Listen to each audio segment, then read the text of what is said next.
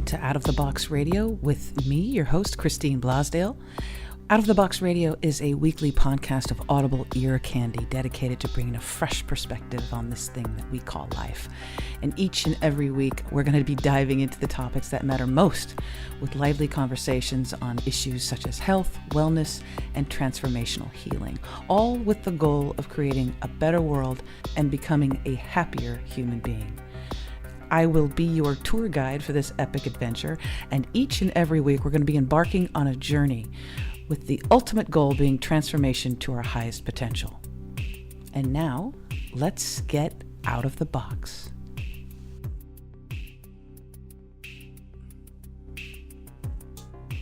Hello everyone, and welcome back to Out of the Box Radio. I am your host, Christine Blosdale, and this is a very special program today. I'm very happy that you tuned in. My guest today is Elana Freeland, and she is an investigative author, speaker, and researcher who's written several books on geoengineering, chemtrails, and the weaponization of space. And she's going to be appearing in Los Angeles on a book tour in February, as well as an appearance at the Conscious Life Expo. Elana first documented geoengineering programs in her 2014 book, Chemtrails, HAARP, and the Full Spectrum Dominance of Planet Earth. And in her new book, Under an Ionized Sky, From Chemtrails to Space Fence Lockdown, she exposes geoengineering as a tool of the military-industrial intelligence complex for global control over all of life. I think you'll understand why this is an important conversation you need to hear just by introducing her. Elana, welcome to Out of the Box Radio. Oh, thanks for having me, Christine. Now, I just in that introduction, of course, I let our listeners know that there's quite a few things that we're going to talk about, but more importantly, quite a few things that people need to hear and understand and wrap their head around. Let's talk about how did you first get into this subject matter, and what is your background, if you don't mind? Well, years ago, 3 decades now, I started researching what I used to call the underbelly of the United States government for a series I was writing on my own. I also ghostwrite people's books, but this was my own series, and I called it Sub Rosa America. And in that series, I turned it into fiction because I needed a broader scene in which I could comment on what's happened to the United States since John F. Kennedy's assassination in Dallas. My political life began with John Kennedy because I was elected at Girls State when I was a teenager to represent 800 girls in Washington at Girls Nation. And when I went to Girls Nation, I was there a week at the American University, and my group was hosted by Vice President Lyndon Johnson. So he was with us every day. And I became I was campaign manager. No, I was Librarian of Congress was what my mock government position was. And I can't help but feel to this day how appropriate that was, given that I'm pretty much an intellectual and a writer and a very deep historian over what's gone on in the past decades of my life in a political sense. So on the next to the last day, we had tea with President Kennedy in the Rose Garden. Bill Clinton was there. He subsequently became president, as you know. He was Boys Nation. I didn't know him, but when he was president, he pulled out a lot of photos that were taken of him in the Rose Garden and during that week at Boys Nation. So somehow he was being groomed a long time ago for the position of power that he would take. I was very affected by John Kennedy, and he was somehow, I know this may sound strange, but somehow he was familiar to me. And he picked me out of the audience and said that I looked like his wife, and made a bit of something over me, and I became sort of a celebrity for 5 minutes in my home state. So when I got back to my home state, I was asked to come and speak on my time with Kennedy, and then 3 months later, he was dead.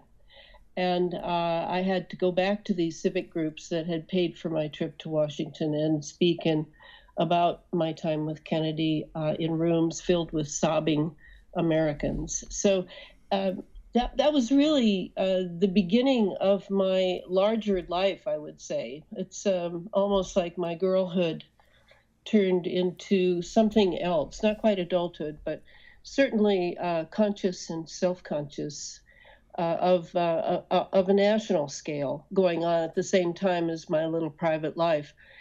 And so that began my political life. As far as the research I did for the Sub Rosa America books, I had files on just about everything you can possibly imagine: MK Ultra, CIA, globalization, the UN, etc.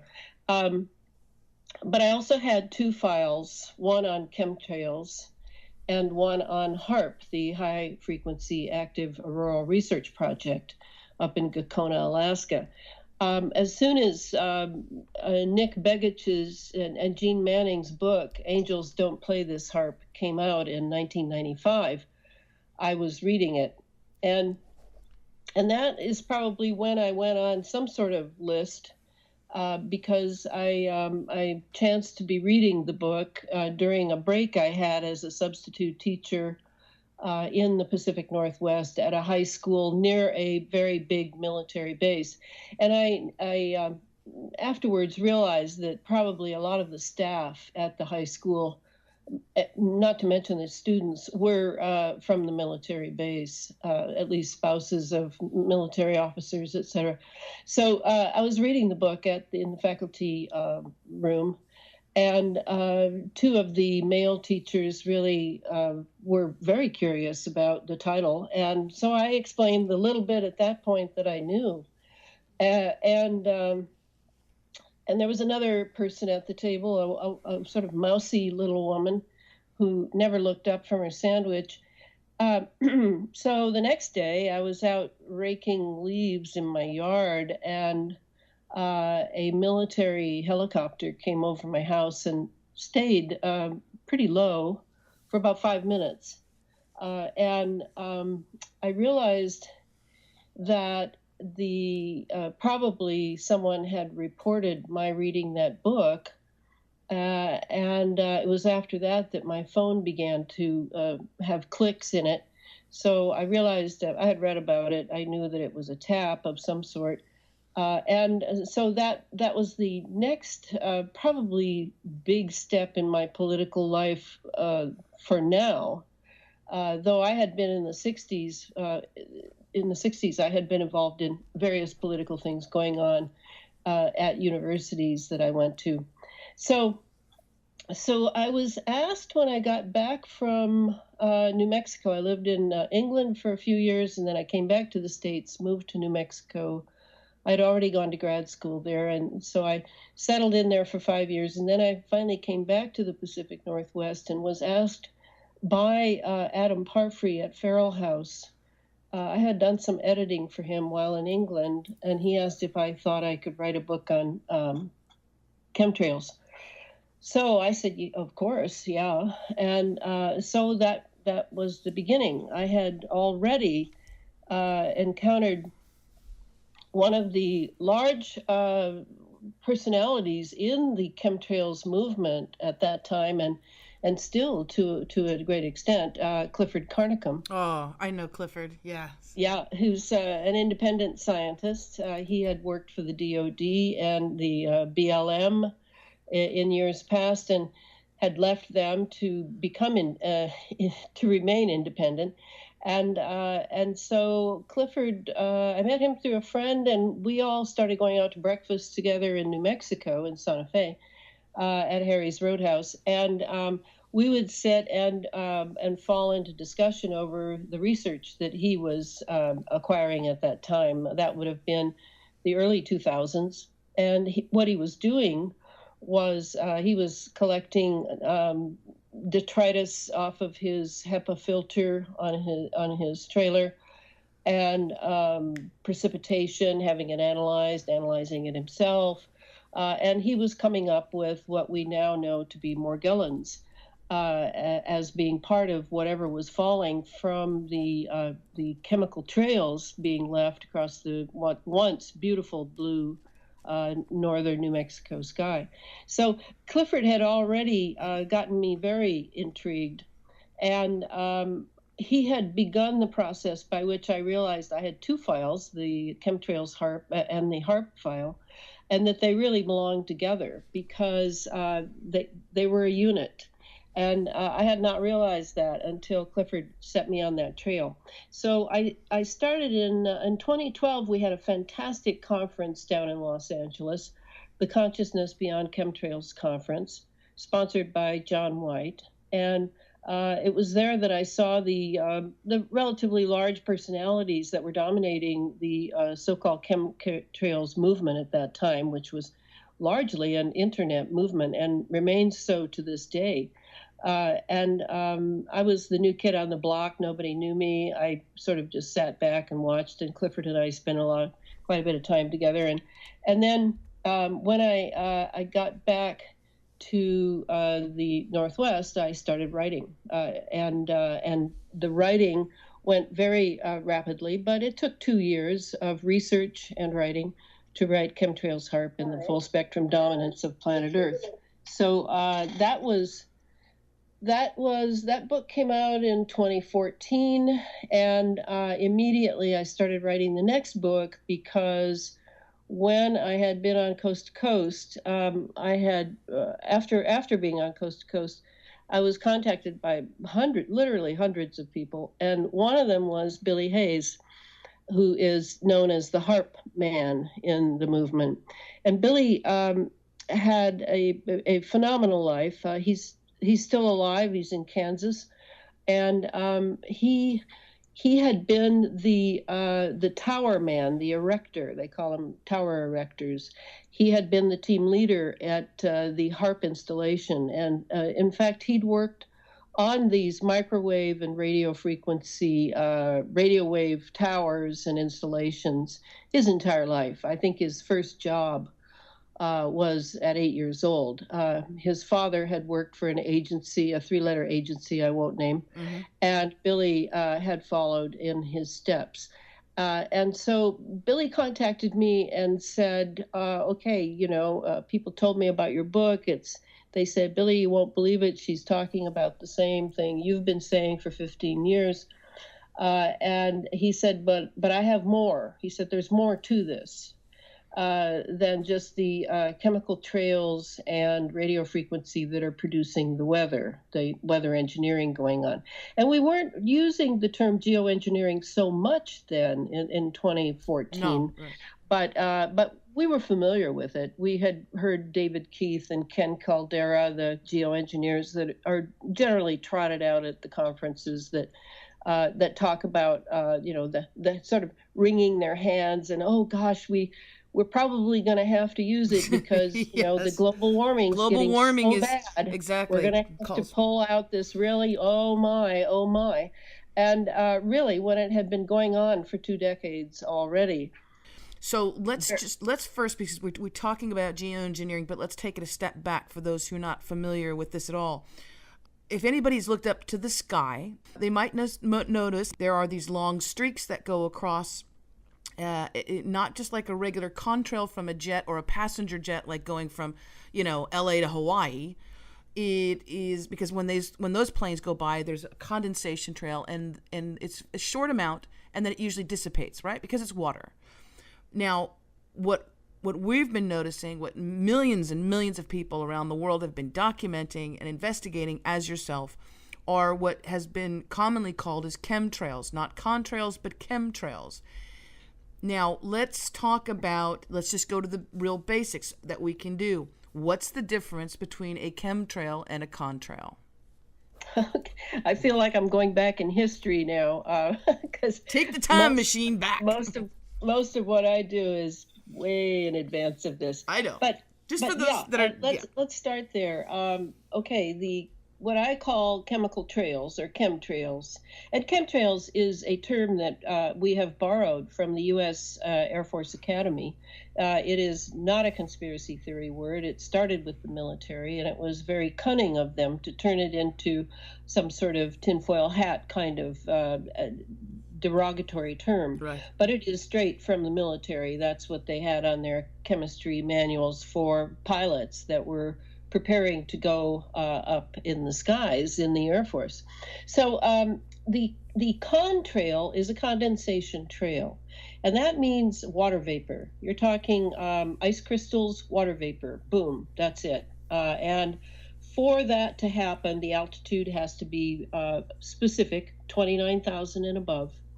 And to my knowledge, to this day, because of the fuel that is now used in commercial and military jets, what is known as JP8. And there are some biofuels coming up now that are also used.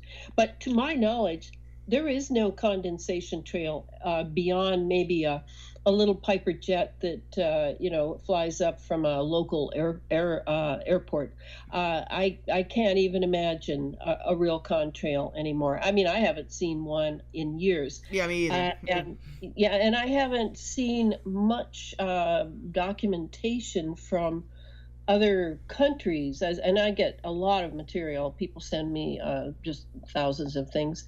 I haven't seen one for a long time, but if I were to see one and compare it to what we're accustomed to seeing now, which is these long white trails coming out, usually there's 3 of them coming out the back of the jet, and sometimes you'll see 2 additional ones on the wings.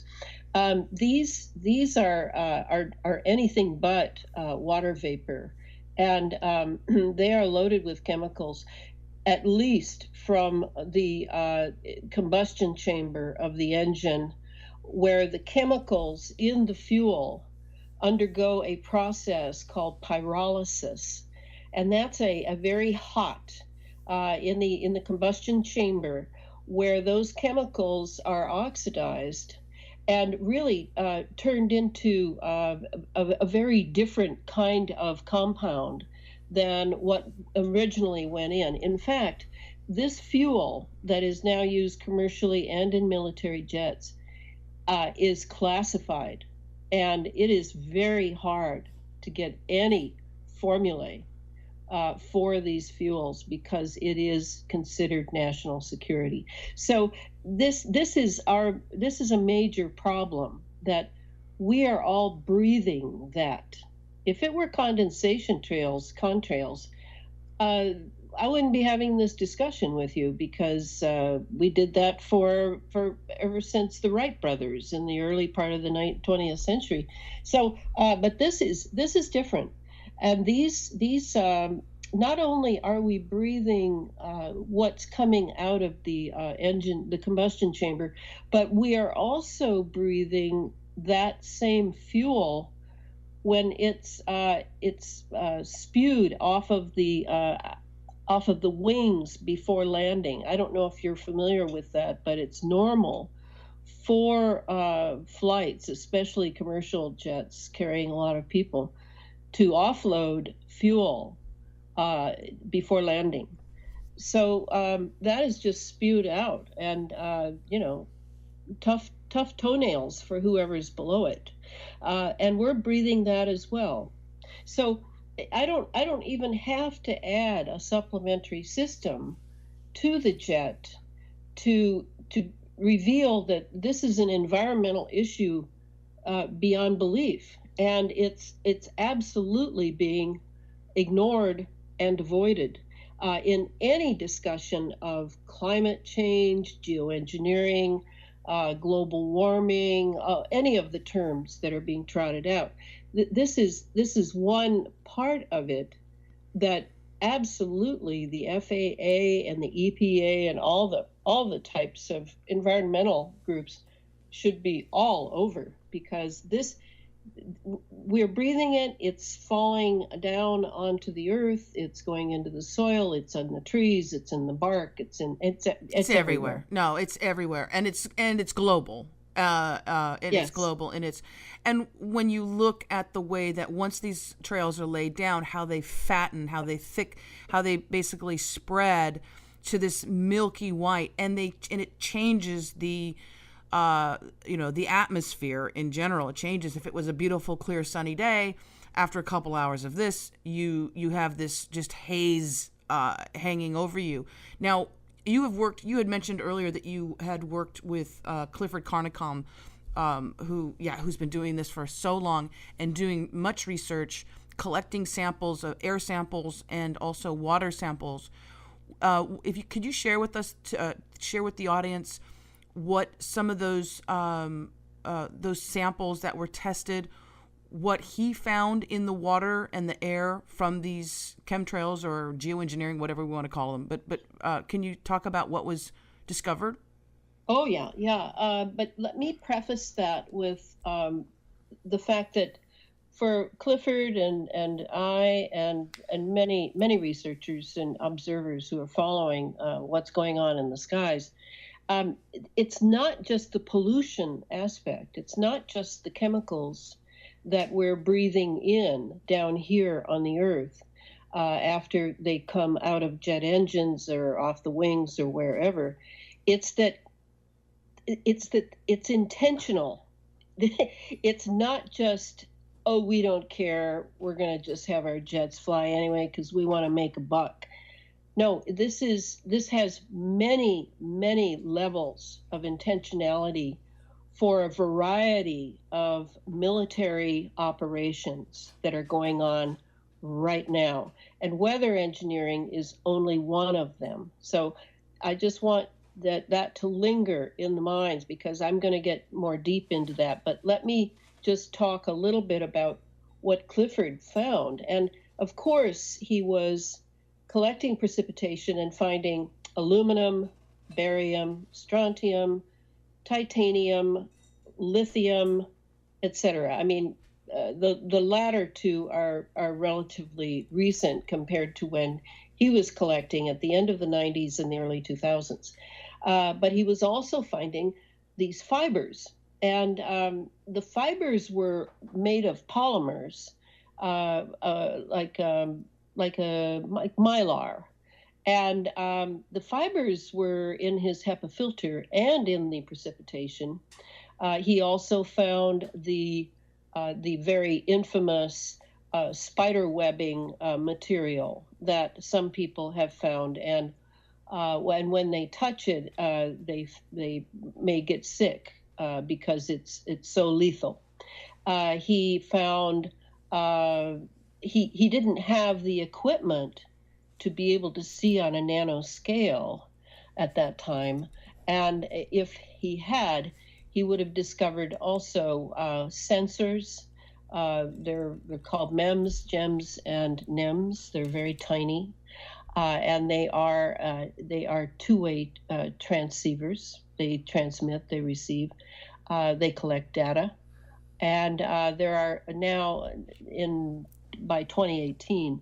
Trillions of these nano-sized sensors have been released in the upper atmosphere, supposedly to collect data for space. I think it's called Space Situational Awareness (SSA).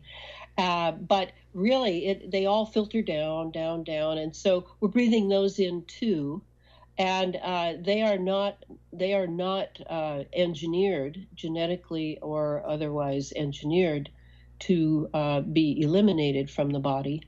So we have those in us as well. We've breathed those in. We have microprocessors are also released. Microprocessors are tiny little computers, tiny little machines, nanoparticle machines, and they too are transceivers. So there's a lot coming down. Now, Clifford was not able to see those two latter, but he now knows that they're there if you only have the the very expensive equipment in order to see them. I think they're called electro-optical microscopes. So what he discovered, though, with the aluminum, I mean, that's serious enough. Of course, The aluminum yes. That has been released is just a killer.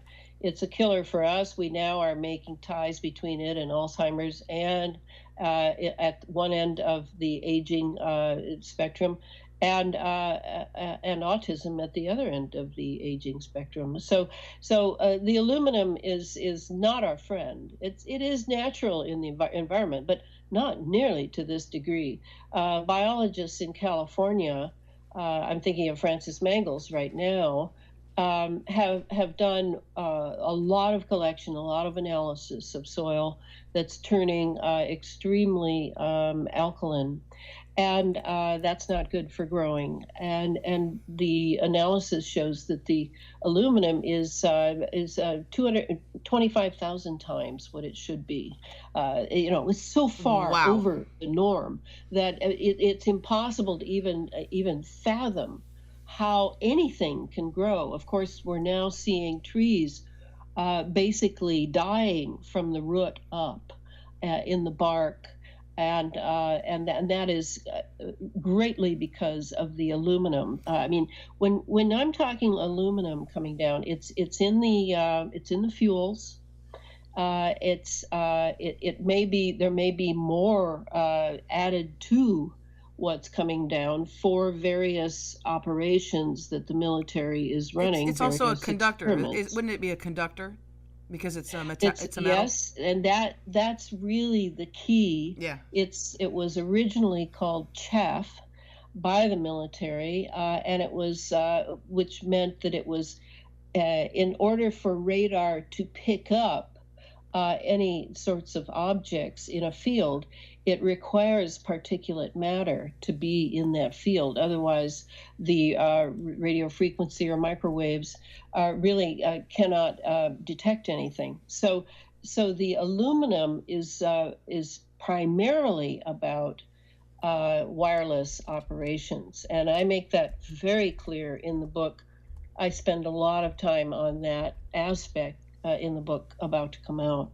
So Clifford, yes, he was the, to my knowledge, and he was the Lone Ranger. Oh yes, collecting all this many years at the end of the 90s and the early 2000s.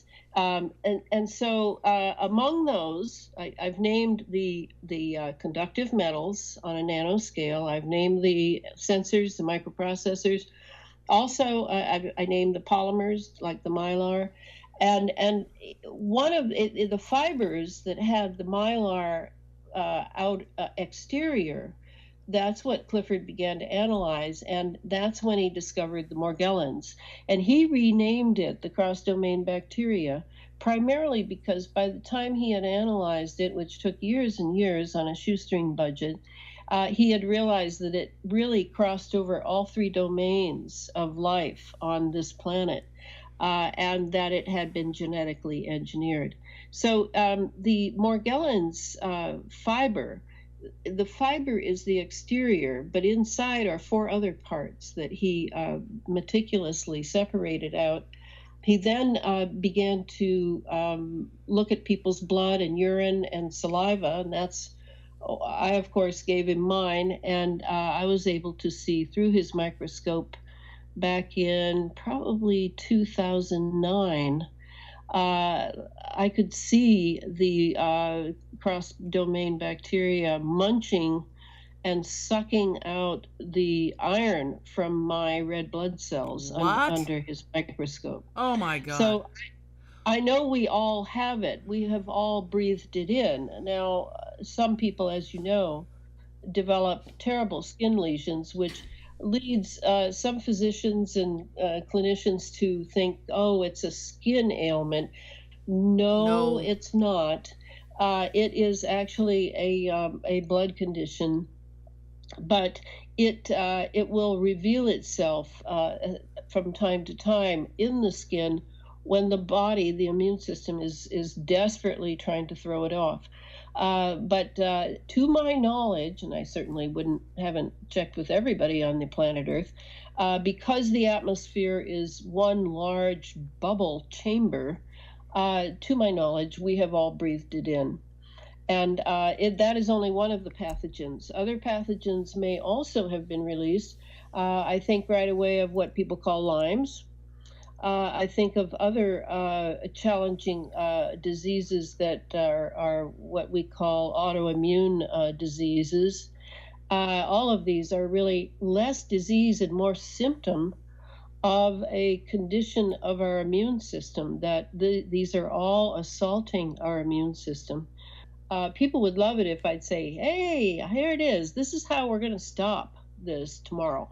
Write your congressman, sign this petition, blah, blah, blah. But of course, I don't waste my time on those things. I try to prepare people for the change in American lifestyle here in America, from the people who feel that they are living a relatively middle-class lifestyle. Land of the free, home of the brave, right? Yeah. Yes, all of that. I try to prepare them for the fact that is going to change, that the external life is going to change. And already we can see, if we care to look, the internal is changing as well, and that includes our immune system. I think the American health today is probably worse than it's ever been. And of course, it's not discussed because the big pharma industry and the medical industry are making masses of billions, trillions of dollars off of people's illness. And they're collecting data that I'm sure some of which is being shared with the CDC, the EPA, et cetera, who are very much on this distribution. I'll call it a dissemination, distribution, inoculation of these pathogens that are being genetically engineered under chemical and biological warfare. Period. And you just mentioned something that just struck a chord with me. When I was a child, we did have our vaccinations. I remember having to line it. I remember being pulled out of class and at a very young age, taken to the nurse's office and hearing children crying and screaming, and I didn't understand what was going on. There was nobody, told us what was happening. And we all had that big, I guess it was the polio vaccine, the big one, the huge gun. But even when I was a child, we had a few vaccines that were given to us. Now, children today, if you have a baby and you're born, if you have a baby and this baby is born in the United States and in several other countries around the world, they are also immediately given massive amounts of vaccines. You're not really told what's in them. If you were given a list of what's in them, you don't really necessarily know. But then you had just mentioned that. So I'm thinking we're already having these babies come in with a weakened immune system, and then being exposed to whatever is being sprayed in the air, all of these different particulates. You mentioned, of course, the aluminum, the nanotechnology, which just is on its own an absolutely frightening thought. That we have these little strange little computer creatures in our bodies. I know there's also barium, which I believe is something, maybe it's to keep it, I don't know if it's to keep it inside of us or what the purpose is of that. But so we're coming into this world already with a weakened immune system, and then boom, being hit with this. Now there's another layer, and this is the layer that I think people they're definitely not aware of. They're not aware of all of this, Elana. And then on top of it, we're talking about a lot of the phones, our cell phones, which we carry with us, which are prolific. The cell phone towers are all over the place. But then you have this move because the government wants so badly to make sure that people get the best cell phone coverage ever, right? So they want to move to 5G. Now, this is not on anybody's radar.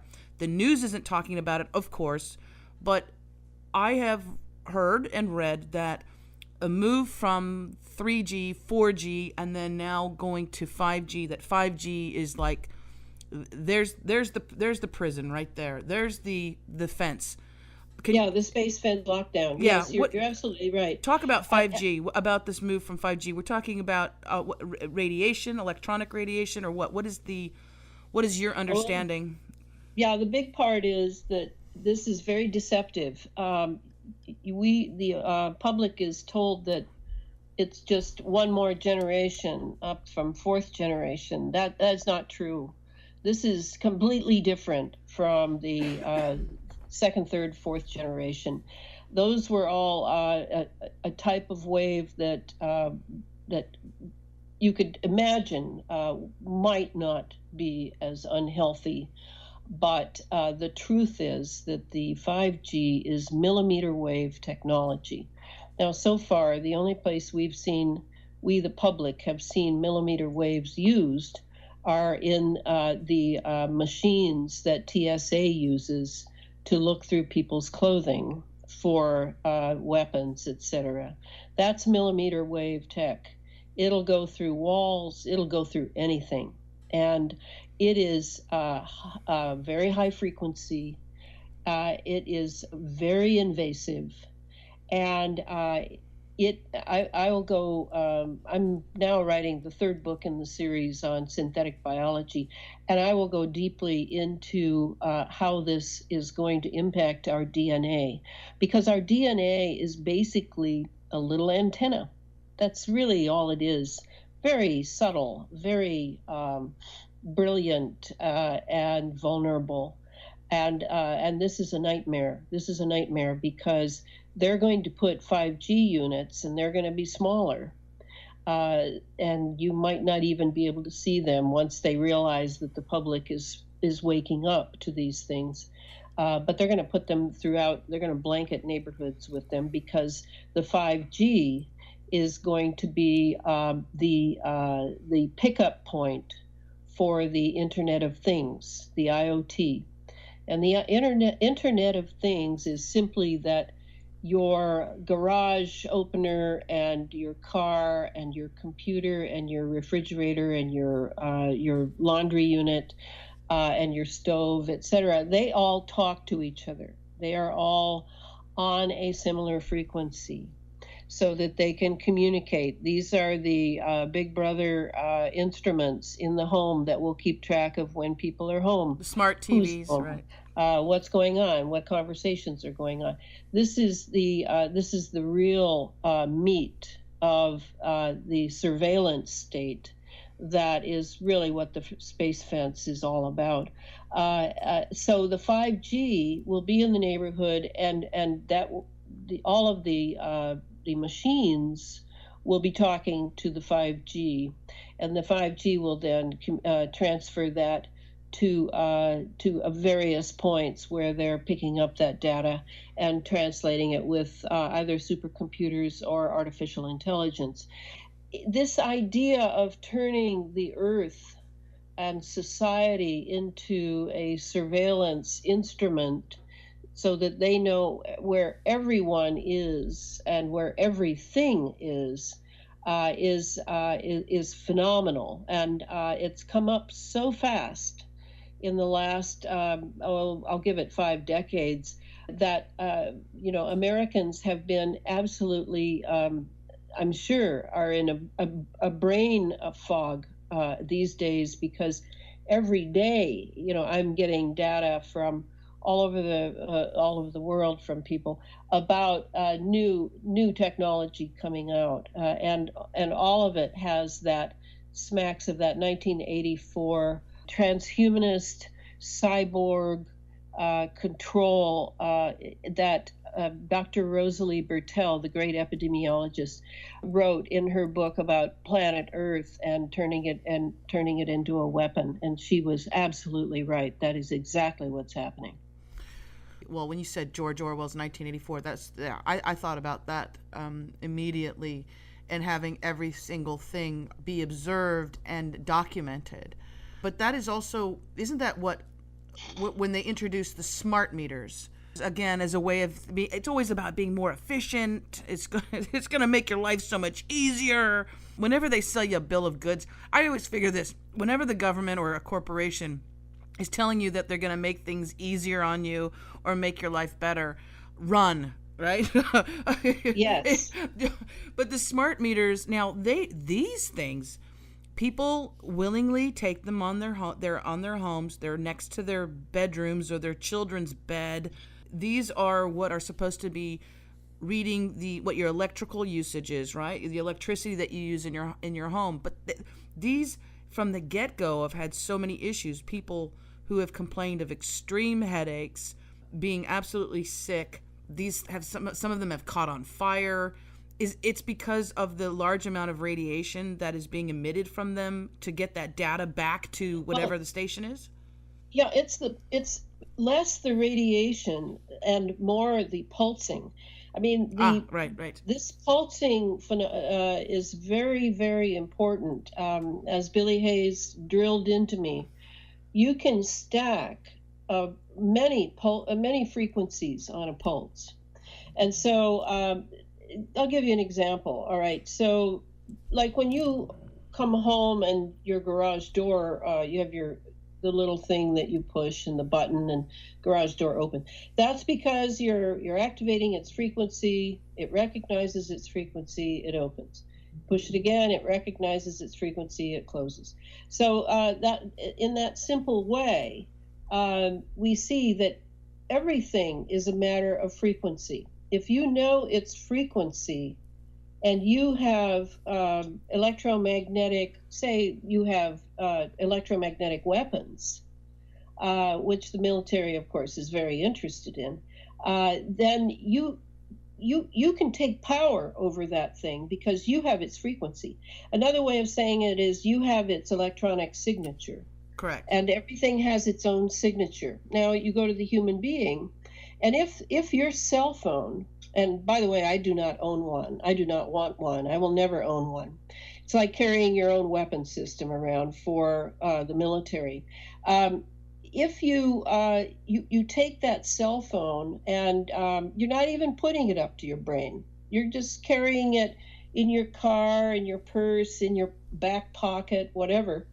It's pulsing. You've got it turned off, but it's still on, and it's always pulsing. And so that pulsing can be used. Now we already know that all of them have a microphone that never turns off. It's a listening device, and so is the television now, and so is the Internet of Things, the refrigerator. They're all listening, and they're all Their data is being picked up and brought to centers like fusion centers. We have fusion centers all over the United States. Nobody ever talks about them. These are exchanging sort of roundhouses for collecting data and processing it, so that Big Brother knows everything about everyone everywhere all the time. So that cell phone can be used if they know the frequency of your anger quotient or your passion, your sexual passion, your whatever. And if you individually become a problem, then that cell phone turns against you and can be used and exploited, as can the whole Internet of Things, as can the entire house of 60 hertz, all the wiring in the house. In other words, this profound moment when this fascinating technology is being taken to its extreme, because the military is running programs that are so inimical to life, and it won't give them up, that it absolutely cannot have the public know that it's doing that, what's going on. And that's our challenge. I've been an activist. I'm a 60s radical. I've been an activist for over 50 years. And I have done everything in my power, giving public talks, workshops, writing, you name it, to wake America up because I knew this was coming. I knew it. It didn't take a rocket science PhD to figure that out. All you had to do was have a political conscience and not feel that, the authorities will take care of it. Because, we in the 60s, we knew what authorities did. Yeah, right. Well, they assassinated our president. Yes. They assassinated Martin Luther King. They assassinated Robert Kennedy. They assassinated Malcolm X. I mean, we know what authorities do. So now people are walking around with these cell phones, not realizing that they can be pulsed. And you can pulse neighborhoods. You can pulse whole cities. They're all getting the same pulse through their cell phone. You're creating a field that even the one like me who's doesn't even have one of them, but I'm walking through the field. You're still being impacted, right? I have a friend who cannot. Yes. She cannot be she'll go to conferences, these big seminars, and she has such a hard time because everybody that's sitting there, if it's 500 people, they all have their cell phone on. And even if they turn down the volume or whatever, they're still, she said it's unbearable for her. She's very sensitive to that. So she could feel it. And that's just, that's just. Yeah, that's electrosensitivity. Yes. And in Europe, at least in the northern European nations, they now respect that is an actual condition. And so they are helping people who have sensitivity, whereas in this country, you're just considered a nut job. Certainly, in every conference should immediately tell people to put their phones on airplane mode. Just put it on airplane mode. Now, I was at recently. I was at a friend's house, and we had several of us were gathered, and a woman was sharing with us the various electromagnetic readers that she has purchased for various to read the radio frequency, to read microwaves, to read directionality, and all these.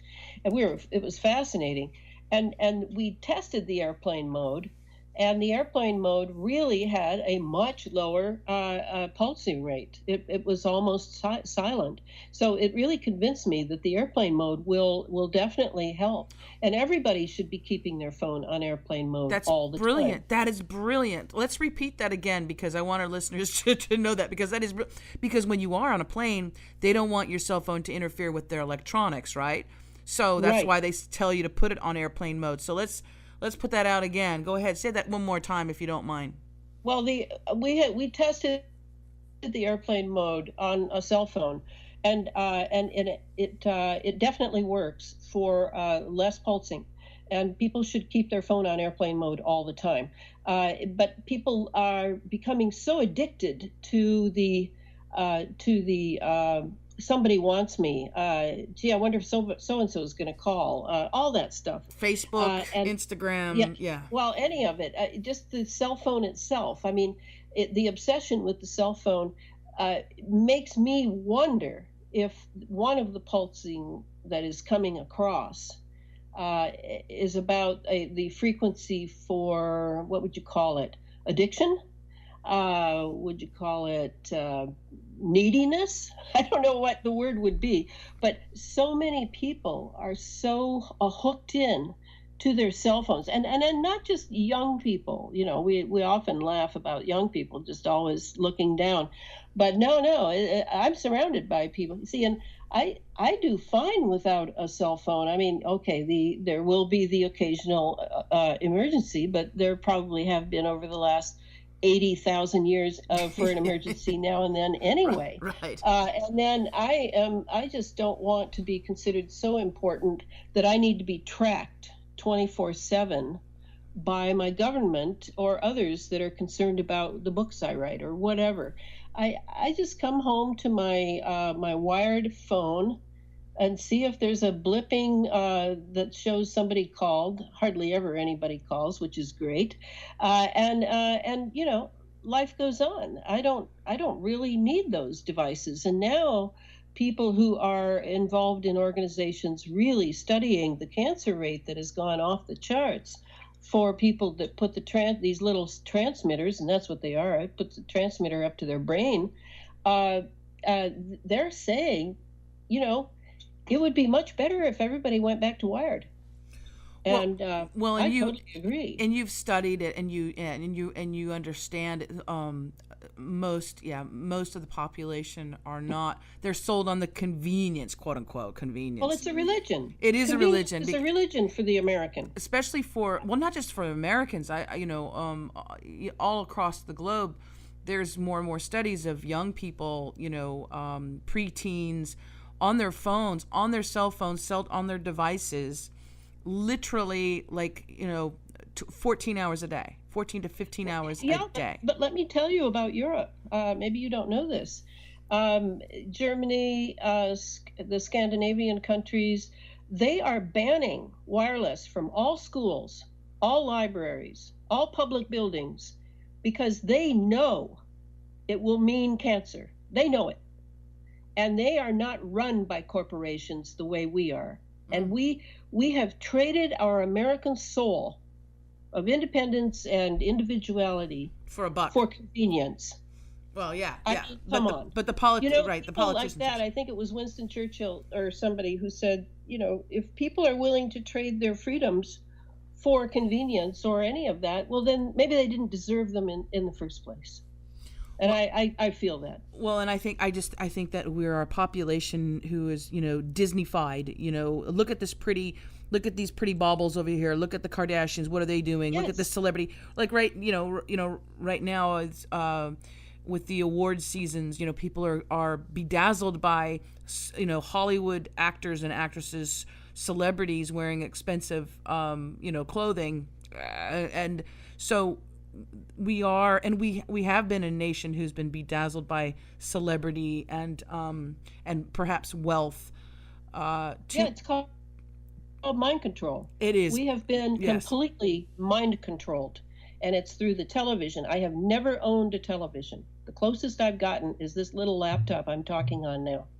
I cannot tell you how dangerous these convenience items are, and having turned over all of our thinking and all of the reading that people used to do to the visual center of the right brain, this is a bad idea. This is a very bad idea. And I'm now I'm not mincing words anymore, because this is imminent. Let's just bring in the other part that we were talking about earlier. You have a wireless atmosphere. We have it's been ionized. It's through HAARP that originally happened.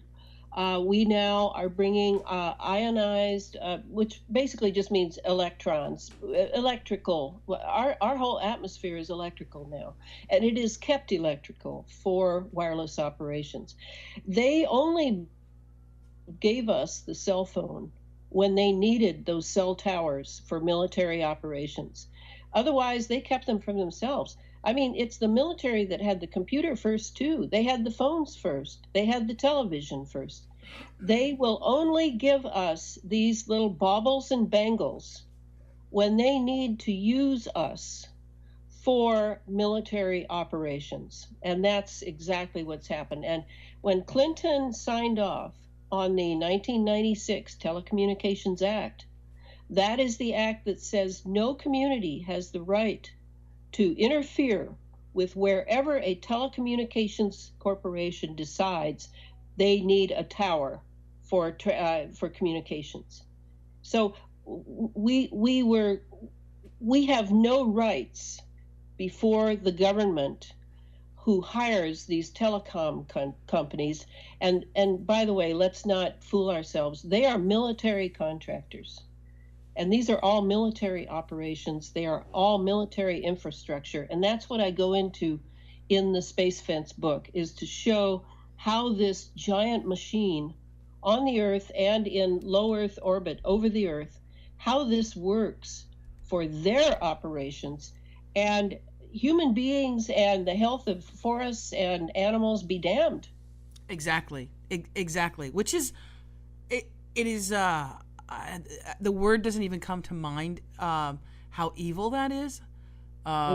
It's absolute control, absolute dominance. It's not playing God, because my vision of God is the complete opposite. of what this is, but it is quite dark, and it is quite evil to have. Well, that's what full spectrum dominance means. That's the second part of the title of my first book. I'm talking they want full spectrum dominance. It is a military doctrine of full spectrum dominance. Another doctrine or another military document too is, and people can look that up, is owning the weather. And we only have a couple minutes left in this broadcast, and I could talk to you for hours and hours and hours. Oh my gosh! I want to have, first of all, will you come back and we can dive into some particular topics and go in deep and have you back on many times on the show? Yeah, maybe after I get back from California. Okay, let's plug your California trip, because we want people to come check you out. First of all, my guest this hour has been Elana Freeland, investigative author, speaker, and researcher, who has written several books on geoengineering, chemtrails, and the weaponization of space. Her latest book is Under an Ionized Sky: From Chemtrails to Space Fence Lockdown. And where can people get the book? They can get it at Amazon, or they can order it direct from Farrell House, who is my publisher. And I will be speaking on the what is the name of that conference I'm speaking at, by the way? The Conscious Life Expo. Yes. What day are you speaking? Yes, I'll be speaking on the Friday night, February 9. Okay. Under I think they're calling it it's definitely about sustained agriculture and permaculture and that sort of thing. I'm under that category. So that night, February 9, 7:00, and it's at that conference that you mentioned. And then I'll be giving 2 other talks in the area, and I can get that schedule out if it would be helpful to people in California, so that I can say the right place. Is there a way for people to get in touch with you? Do you have a website or something where people can communicate? I do. Okay. I have a website that is still we're still creating it, but it's pretty far along. It's elanafreeland.com. And then you'll find there's an email there, and if you need to, you can contact me that way. Let's give out. I'm going to give out the spelling so people know how it's spelled. ELANAFREELAND.com, all lowercase. Great. So I found the schedule. The first talk is on Thursday, February 8th at La Crescenta Center for Spiritual Living on Dunsmore Avenue in La Crescenta, California. And then the Conscious Life Expo on the 9th. And then on the 10th, I'll be signing books in the afternoon at the conference hall. And then that evening at 7:00 at the Peace Center in Culver City, I'll be giving a talk as well. And these talks are with PowerPoint presentations, by the way. And then I fly to San Jose, and I'll be giving a talk on Sunday, the 11th of February, at the Subud Center on Old San Jose Road in Soquel. Am I saying that right, Soquel? Mm-hmm. Soquel, California. And then I come home. So that's the California trip. That's the California trip. And I encourage people to, if you're listening outside of California, to definitely check out her website, but most importantly, get the book as well, Under an Ionized Sky, from Elana Freeland. And again, the website is ELANAFREELAND.com. And Elana, I want to thank you so much for your courage, for your tenacity, for your wonderful gift to this world that you've been doing over these last few decades, and we'll continue to get your word out as well when you come back on Out of the Box Radio. I want to thank you for coming on. All right. Thank you so much, Christine. You're welcome. And folks, I want to thank you for listening. This is a very important show, and if you'd like to share it, of course, when it becomes available on YouTube, you can share the YouTube link with friends and family. You can also subscribe to the YouTube channel so you don't miss an episode of Out of the Box Radio. We are also available as a podcast on iTunes and iHeartRadio.